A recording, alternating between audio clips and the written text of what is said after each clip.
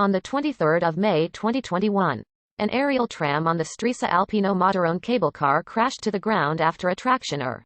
Haulage cable snapped about 100 meters from the summit of Mottarone, a mountain near Lake Maggiore in northern Italy. The crash killed 14 passengers in the cable car and seriously injured one child, according to the National Alpine Speleological Rescue Corps, which led the rescue operation. The cable car was traveling on a line connecting the town of Stresa with the summit of Mottarone when it plunged into a wooded area. The Stresa Mottarone cable car is an aerial tramway, a form of cable line where cabins are suspended from a fixed cable and hauled by a separate traction cable to which they are permanently attached, with cabins shuttling backwards and forwards rather than running in a continuous loop. In the case of the Stresa Mottarone line, there are two separate sections, each with two cabins, and passengers change cabin at the midpoint between the two sections. Construction work for the cable car began in 1967, carried out by the firm Pascio, under the guidance of architect Mario Cracci from nearby Baveno. Cable car specific construction was carried out by Piedmont Funivi from Turin. The original cables were produced by Westfälische Drahtindustrie GmbH in Hamm, Germany. The last upgrade of the Stresa Mottarone aerial tramway cars took place in 2002, undertaken by Poma Italia.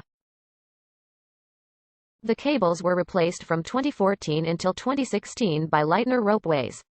Since 2000, Poma is, together with Leitner, part of the HTI Group.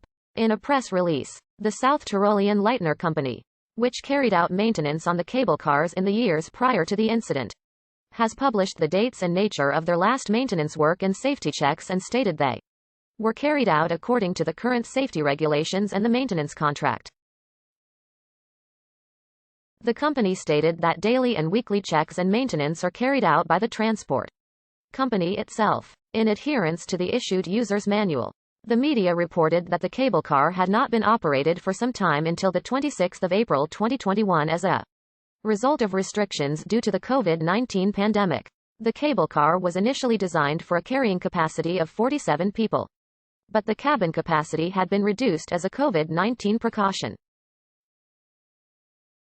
The disaster occurred as a cabin was ascending on the line's upper section from the middle station at Alpino towards the summit of Mottarone. When the haulage cable snapped, the cabin careened until it hit a pylon and then fell about 54 meters before tumbling down the steep slope of the mountain. The cabin stopped after impacting trees. Hikers reported hearing a loud hiss shortly before the crash, believed to have been caused by at least one of the cable lines snapping. Some of those who died were thrown from the cabin as it tumbled. Television imagery showed the snapped, thinner traction cable hanging from the pylon. 13 people died at the scene of the accident, while 2 children were seriously injured and airlifted to a pediatric hospital in Turin. One of the children later died of cardiac arrest, bringing the death toll to 14. The deceased victims were identified as 8 Italian nationals, of whom 3 were from Vidano Olona, 2 from Varese, 2 from Bari, and 1 from Cosenza, an Iranian male national, and a 3-generation family of 5 Israeli nationals. The only survivor was the Israeli family's 5-year-old son. The crash was Italy's deadliest cable car incident since the 1998 Cavallese cable car disaster. On the 26th of May 2021, 3 employees of the cableway company were arrested. One of the 3 worked as a freelancer for the company, but was an employee of Leitner Ropeways, the company in charge of the regular maintenance work. According to the police, they had intentionally deactivated the automatic emergency brake as a malfunction had repeatedly led to the stopping of the cabins. After the service had resumed on the 25th of April, the cable car showed anomalies. The cable car had been traveling in that way for several days and had made several trips.